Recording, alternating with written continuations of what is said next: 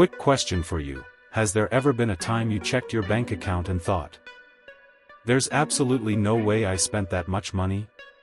You stare at the number, your eyes widening in disbelief. You meticulously review your recent purchases, mentally adding them up, but the math just doesn't seem to align with reality. You haven't suddenly forgotten basic arithmetic, so what gives?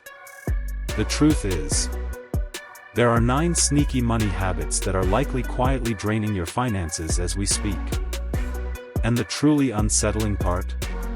Most people engage in these habits every single day, often without even a flicker of awareness.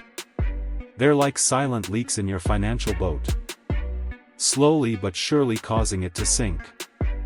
Stick around because I'm about to pull back the curtain and expose the psychological traps that are cleverly designed to keep you broke. More importantly, I'm going to equip you with practical strategies to fix them, starting today. Before we dive in, hit that like button if your money seems to vanish faster than your paycheck arrives.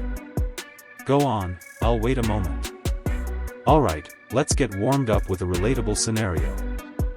Have you ever been lured in by a sale, impulsively buying something simply because it was discounted, only to have it languish unused in your home? Maybe it's a shirt with the tag still attached, buried in the depths of your closet, or a kitchen gadget gathering dust on a shelf. Yeah, I thought so. We've all been there. It's a common pitfall of consumerism. Let's get into habit number 1. The sales seduction trap. That enticing, 50% off notification that suddenly pops up on your phone isn't just luck or a happy accident. It's psychology, plain and simple. Marketers are well aware that sales trigger a surge of dopamine in your brain, the very same chemical associated with addiction. It's the feel-good chemical that gives you a temporary high. So, when you encounter a tempting deal, your brain isn't actually focused on buying the product itself. It's chasing the feeling of winning, the thrill of the hunt, the sense of pride that comes with snagging a bargain. And that's precisely how you end up owning 3 sweaters in a color you'd never realistically wear, but hey, you proudly saved $20 on each of them.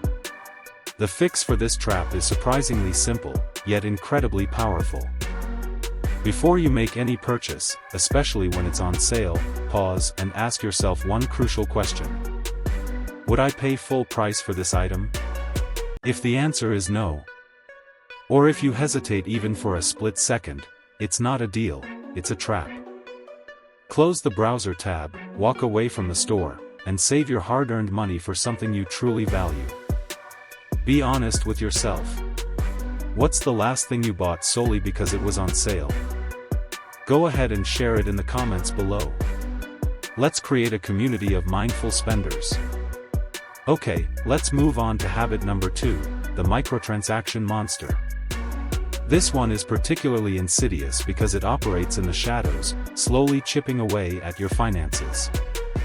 A $3 coffee here, a $5 app upgrade there, a $7 snack at the convenience store because you were in a hurry. Individually, these expenses seem insignificant, barely registering on your radar. But when you add them all up, the cumulative effect can be staggering. For the average person, these seemingly harmless little purchases can amount to over $2,000 a year. Let that sink in for a moment. Your brain barely acknowledges these small purchases, almost as if they don't exist. Psychologists have a term for this phenomenon: payment depreciation. It's a fancy way of saying that your wallet feels the impact of each of these small hits, but your brain simply dismisses them as inconsequential. The fix? You need to make the invisible visible. Track every single small purchase you make for 1 week.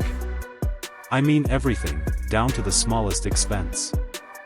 Every coffee, every app upgrade, every time you say, "It's just $5, write it down meticulously.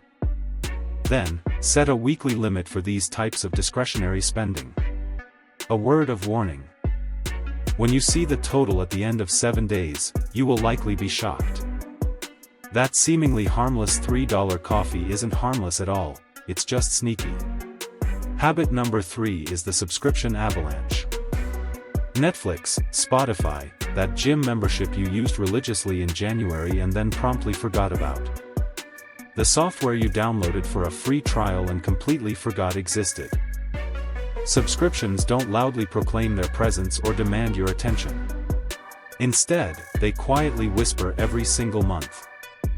A subtle little debit from your bank account. The average household wastes around $70 a month on unused subscriptions. That's $840 a year, gone. Poof. Vanished into thin air for absolutely nothing. The fix here requires a bit of detective work. Once a month, meticulously audit your bank and credit card statements. Line by line. Cancel anything you haven't used in the last 30 days. Be ruthless in your evaluation. And for the subscriptions you decide to keep, set a reminder in your calendar for 3 or 6 months from now to reevaluate them. You have to treat your subscriptions like they're employees. If they're not actively working for you, if they're not providing tangible value, they're fired. Moving on to habit number 4, blind brand loyalty. Are you consistently paying a premium simply because it's a name brand? Take a look at your medicine cabinet. Your pantry. Is that purchase based on a rational assessment of quality? Or is it driven by an emotional attachment to the brand? Psychologists call this the endowment effect. Your brain automatically overvalues brands you're familiar with. You feel a sense of ownership and trust, so you instinctively stick with what you know. But here's a reality check. Generic medications contain the exact same active ingredients as their brand name counterparts and are approved by the same rigorous regulatory bodies. Store brand food often comes from the very same factory as the name brand stuff, just with a different label and a lower price tag. The fix? Start small. Challenge one brand this week. Just one. Buy the generic version of your pain reliever, your cereal, your cleaning spray. Try it out and see if you notice a difference. Your wallet likely won't notice any difference in quality, but your bank account will absolutely notice the savings. Habit number 5, emotional spending.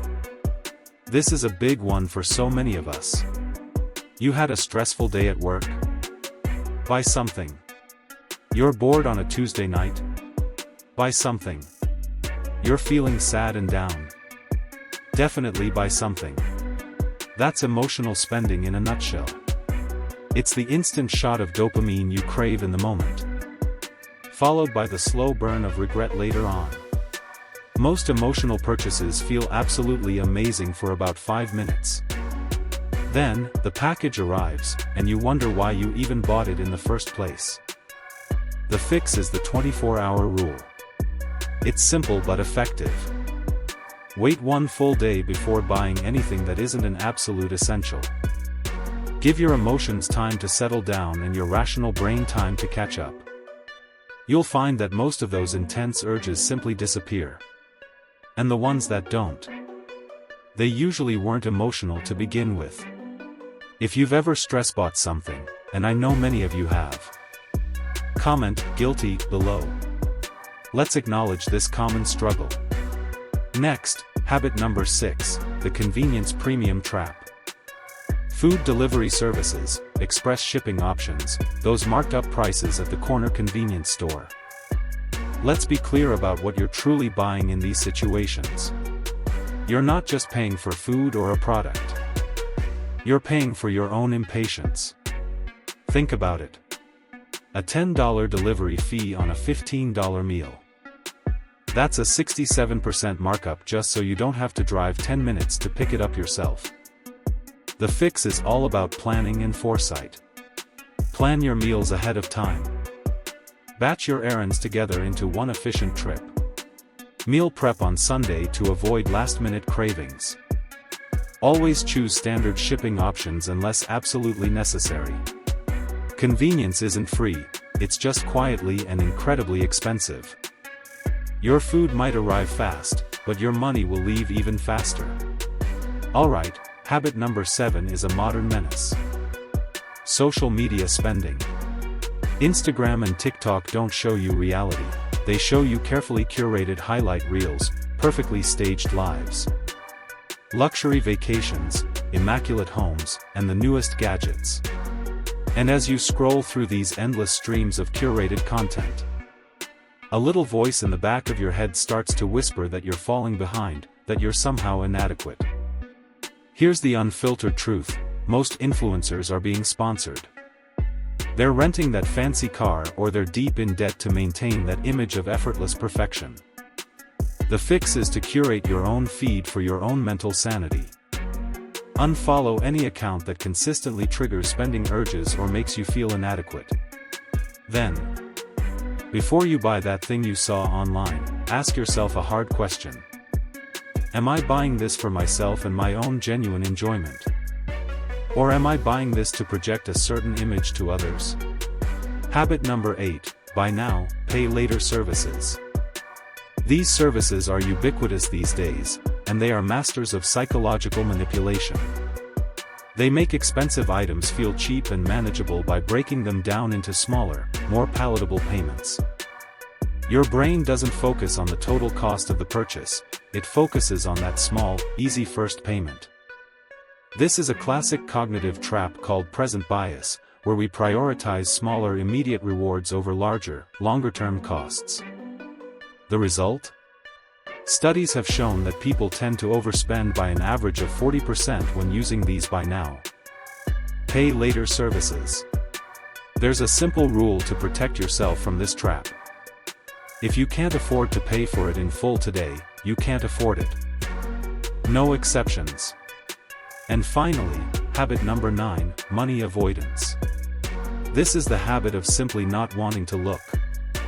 Of burying your head in the sand and pretending your financial problems don't exist. Ignoring your money feels comfortable in the short term, it feels safe, until it isn't. Because avoided bills don't magically disappear, they become collections and negatively impact your credit score. Ignored investment accounts don't grow on their own, they miss years of crucial compounding growth. The fix is to face the numbers, to confront your financial reality head-on. It might be scary at first, but it's absolutely necessary. Check your balances, know your net worth, even if it's currently negative. Knowledge doesn't create stress, avoiding knowledge is what creates stress and anxiety. So, here's your simple reset plan. Let's boil it down to the essentials. Cancel your unused subscriptions. Use the 24-hour rule on all non-essential purchases. Track your micro-spending for just 1 week to gain awareness. Challenge one brand by opting for the generic version.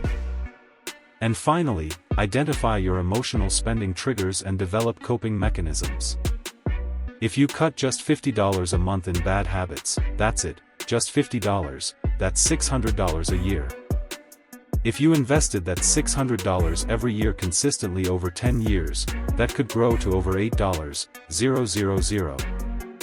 Thanks to the power of compounding.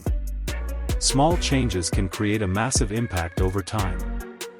Here's the fundamental truth: your financial freedom isn't solely about earning more money, it's equally, if not more, about stopping the leaks, plugging the holes in your financial boat. You need to cultivate better money habits, one step at a time. So, start today. Pick one habit from this list, just one, and commit to fixing it right now. Comment below which habit resonated with you the most. Which one hit you the hardest? I read every single comment and value your feedback. And if you want more psychology-backed money tips that will actually help you keep more of what you earn, subscribe to the channel. I post videos like this every week to help you spend smarter, stress less about money, and build real financial freedom. Your future wealthy self is counting on the decisions you make today. Don't let them down.